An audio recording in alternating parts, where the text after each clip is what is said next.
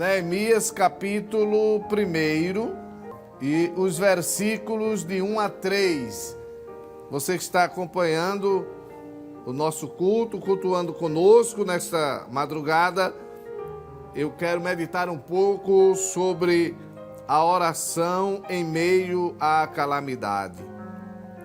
As palavras de Neemias, filho de Acalias.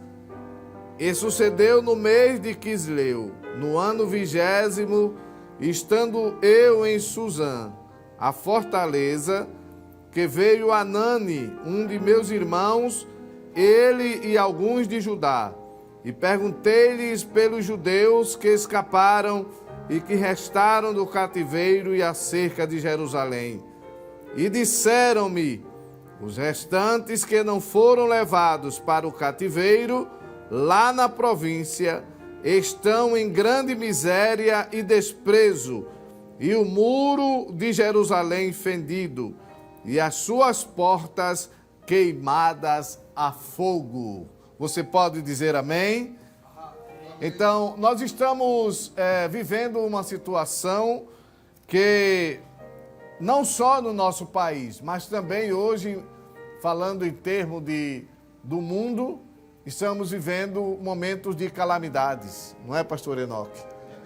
São muitas calamidades. O mundo está vivendo em situação difícil. E as calamidades acontecem e não sabemos quando elas chegam. Mas quando chegam, devemos estar conscientes que nossa fé está sendo posta em prova.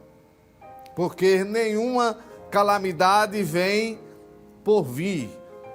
Quando os desastres acontecem, trazendo o medo, o pavor e a falta de esperança, o melhor caminho e decisão que deve ser tomada é o caminho da oração.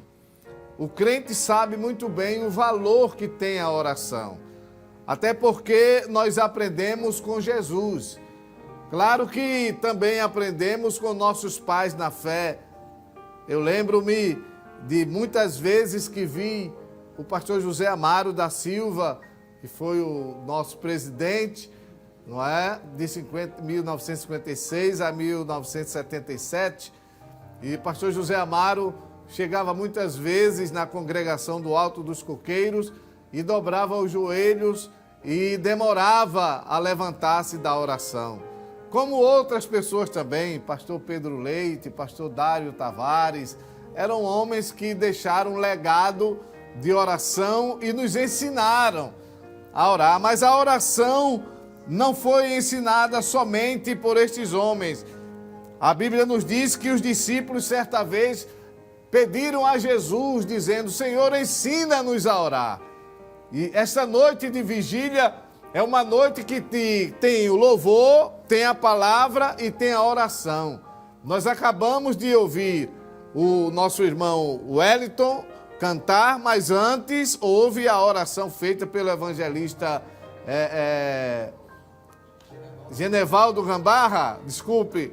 E nós ouvimos aqui as palavras de oração que foi trazida pelo servo do Senhor, dentro das necessidades em que nós estamos passando e que muitas pessoas estão vivendo. E é exatamente neste momento que nós devemos ter em mente o valor que tem a palavra de oração. Porque se a gente se ajoelha ou mesmo, claro que Deus não escuta somente a oração de joelhos, mas o costume que temos é de orarmos de joelhos. Se ficarmos apenas de joelhos, calados, sem pronunciarmos nenhuma palavra, é certo que Deus conhece o nosso coração e os desejos da nossa alma, mas Ele se alegra quando escuta a minha e a tua voz clamando a Ele.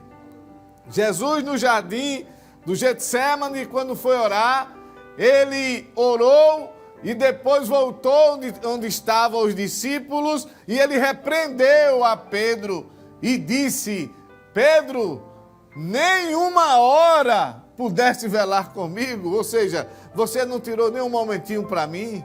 E dos momentos das 24 horas que Deus nos dá, Ele quer pelo menos 10%, né? Desse horário para que a gente reserve para estar nos pés dEle. Quem ora não vive contando derrota. Quem ora não vive dizendo que não vai nunca sair da prova, da calamidade, da doença, das dificuldades. Não. Quem ora, ele sabe que a sua oração, quando ele está fazendo, ela não fica presa no quarto, ou mesmo lá na congregação, aonde ele está clamando, mas a oração sobe e chega na presença do Deus Todo-Poderoso e ele manda a resposta, como está mandando para você esta noite. Você que está aí na sua casa e está participando conosco desta vigília, você vai ser grandemente abençoado. A mão de Deus está sendo estendida sobre você desde o momento que começou esse trabalho. O Senhor está agindo por você e vai fazer maravilhas na sua vida. Este sábado, dia 9 de abril, para a sua vida, vai ser um sábado diferente. Vai ser um sábado de esperança, vai ser um sábado de portas abertas, vai ser um sábado de contar vitória, vai ser um sábado de mesa farta, vai ser o sábado da porta aberta de emprego, vai ser o sábado da cura divina, vai ser o sábado da salvação na tua família. Vai ser um sábado diferente, porque Deus está agindo em teu favor e em meu favor. Aleluia. Claro que não vamos nos deter tanto na questão histórica do livro de Neemias, mas eu gostaria de trazer aqui alguns resultados que houve da oração deste servo de Deus. Neemias, ele tinha grande solicitude pelo seu povo e pela obra de Deus em Judá. Durante 4 meses, ele derramou seu coração diante de Deus, em jejum e oração, com muitas lágrimas, por causa do problema que afligia o povo de Deus em Jerusalém e em Judá. E não será isso que estamos fazendo esta noite? Qual é o nosso alvo esta noite? É orar pelo povo de Deus e apresentar a situação, não lá de Jerusalém, daqui a muitos quilômetros, mas estamos apresentando a situação que está a nossa nação, o nosso estado, a nossa cidade. Os momentos que estamos vivendo difícil, mas quando nos derramamos perante o Senhor, nós sabemos que quando nós nos rendemos a Ele, Ele sempre tem uma resposta para nós. Toda verdadeira oração, como a oração de Neemias, procede de uma percepção de Deus, ou seja, de saber que Deus é poderoso para fazer maravilhas. Observe no versículo de número 5 o que ele diz. E disse: Ah, Senhor, Deus dos céus, Deus grande e terrível, que guardas o conserto e a benignidade para com aqueles que te amam e guardam os teus mandamentos.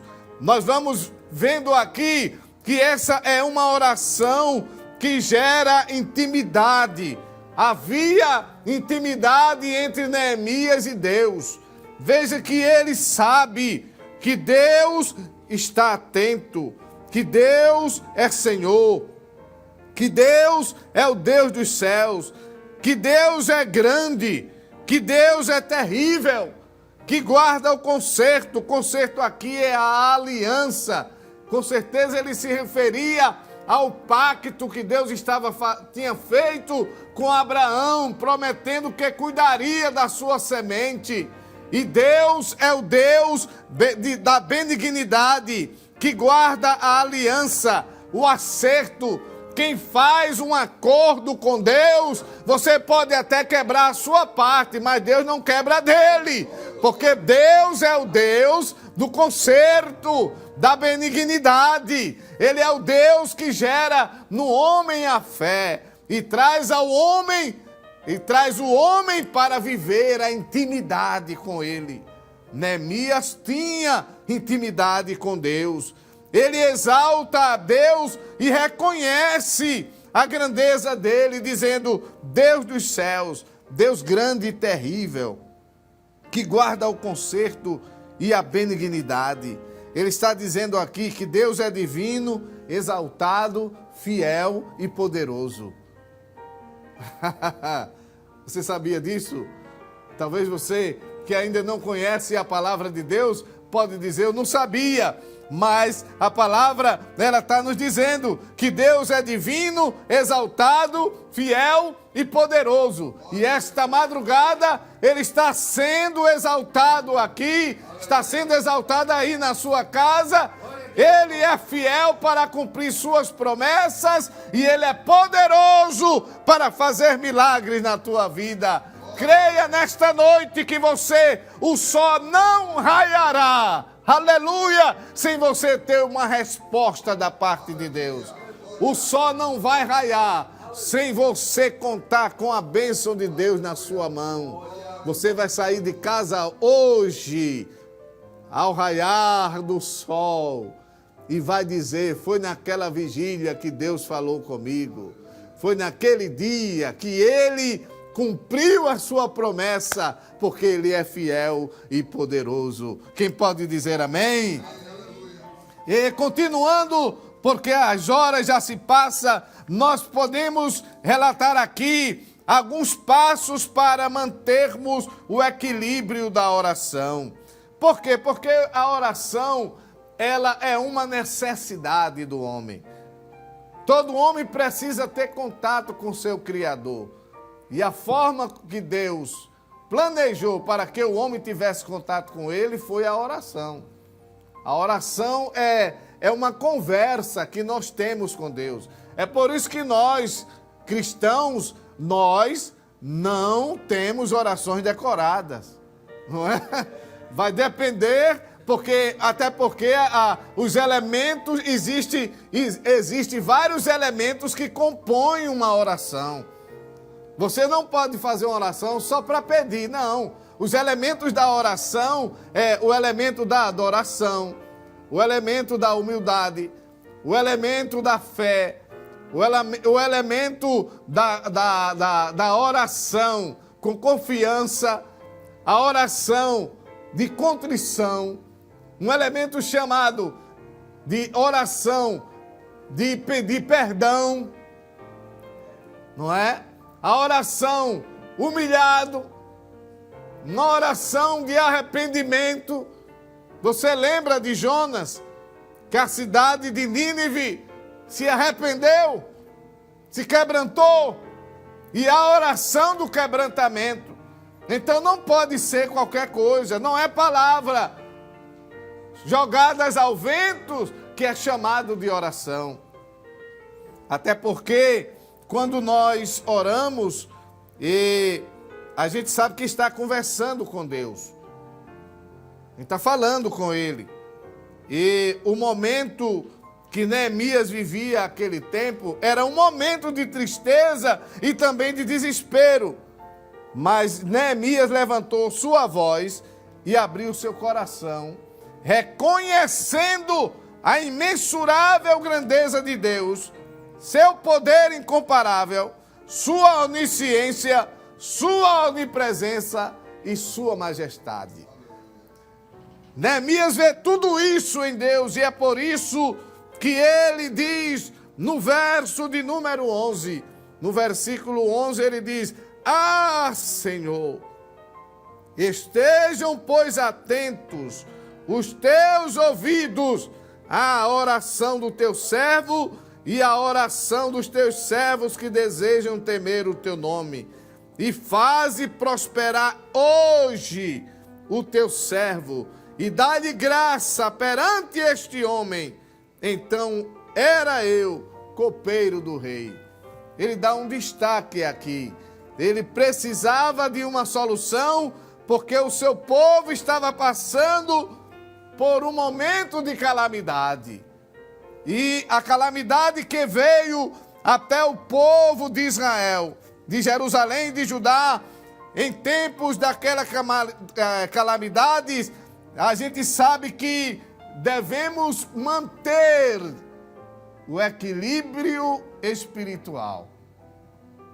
Nos momentos de calamidades, eu vou repetir, em tempos de calamidades, devemos manter o equilíbrio espiritual e sabermos que o Senhor, nosso Deus, estará sempre presente em todos os momentos do nosso sofrimento.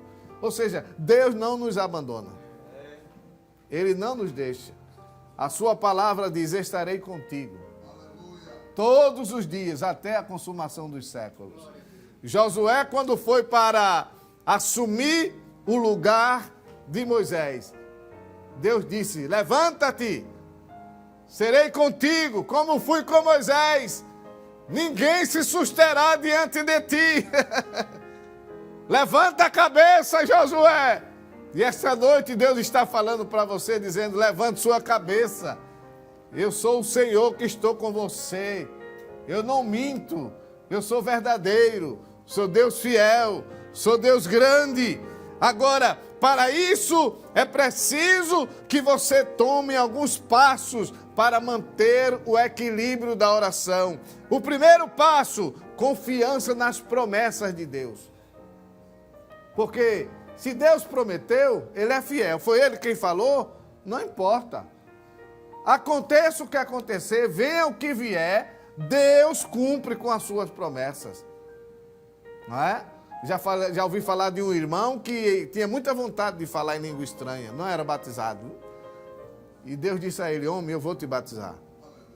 E aquele homem ficou orando, começou a orar: Jesus me batiza, Jesus me batiza. Passou o tempo, ele adoeceu. Adoeceu, foi parar no hospital. A mulher ficou preocupada, porque começou a piorar da enfermidade, e ela dizia: meu Deus, tu prometeste que ia batizar meu esposo com o Espírito Santo, e agora ele está nessa situação. Ele vai morrer, Senhor. E a promessa? E a promessa? E houve um momento que ela precisou de ir em casa. E quando ela voltou, soube que o marido havia falecido. E na mesma hora ela disse: se o batismo com o Espírito Santo, Senhor, que prometesse a ele. Aí então o obreiro daquela cidade foi com ela até o hospital e foram lá no necrotério. Não chegou lá, estava lá o corpo estendido e o obreiro chamou outros irmãos que estavam ali: vamos fazer uma oração pela nossa irmã, pela família, para o Senhor confortar. E começaram a orar. Quando começaram a orar, uma irmã que tinha ido com o grupo começou a falar em línguas estranhas. A enfermeira que assistiu à morte do irmão abraçou-se com a esposa, com a viúva, e disse: ele morreu falando assim, desse jeito. Confie nas promessas de Deus.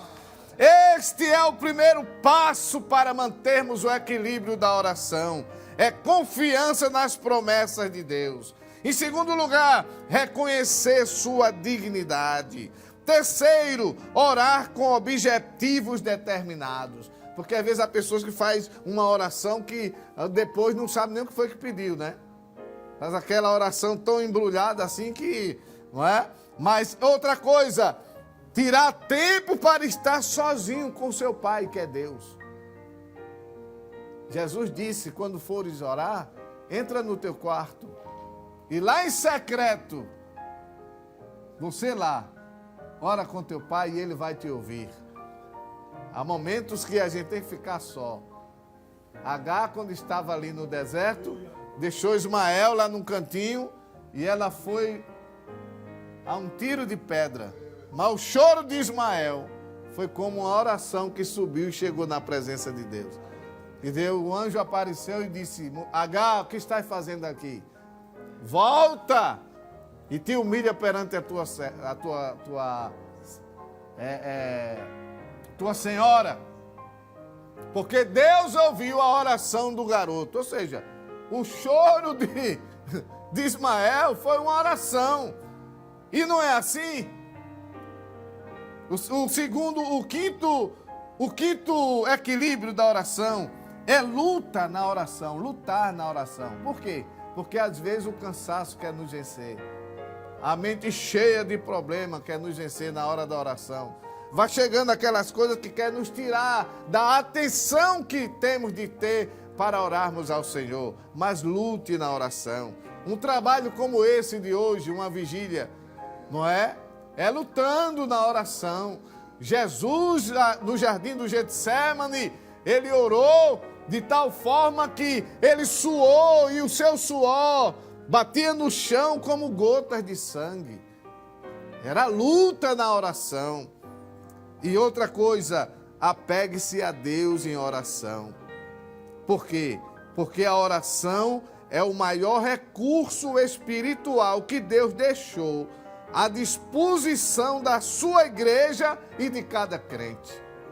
A Bíblia nos diz no Salmo 141, Salmo 141 e o verso de número 2, já estamos caminhando para o final, diz assim: suba a minha oração perante a tua face como incenso, e seja ao levantar das minhas mãos como sacrifício da tarde.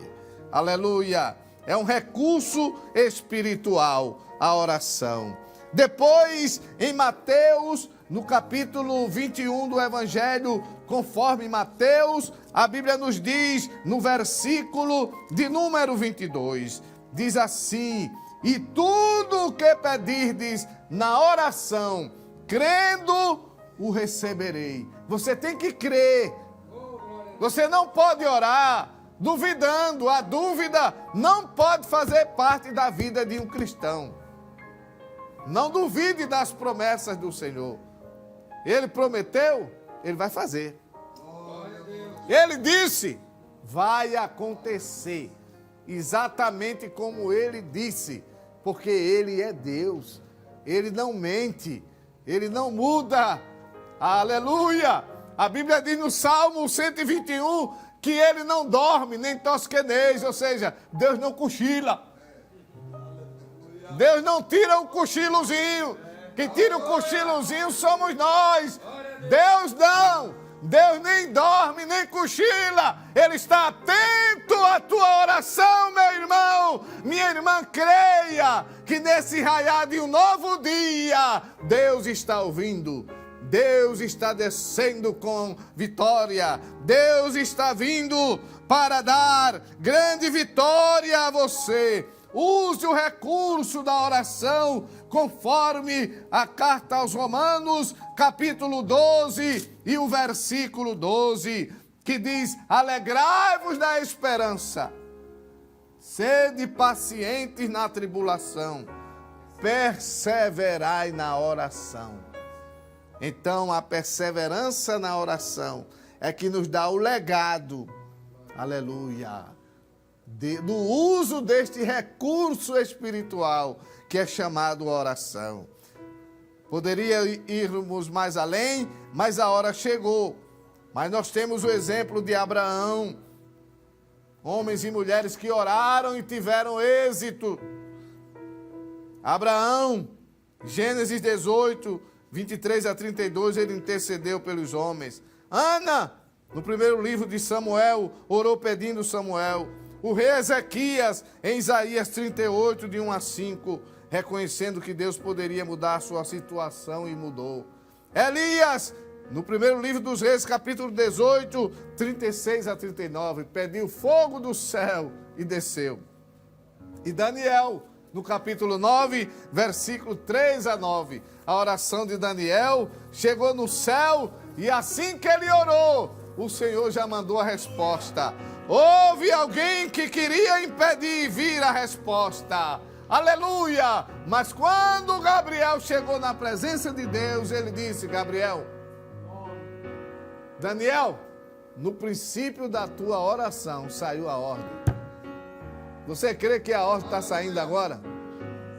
Você crê que está saindo ordem da parte de Deus nesta noite? Quantos crê comigo aqui nesta noite? Diga amém.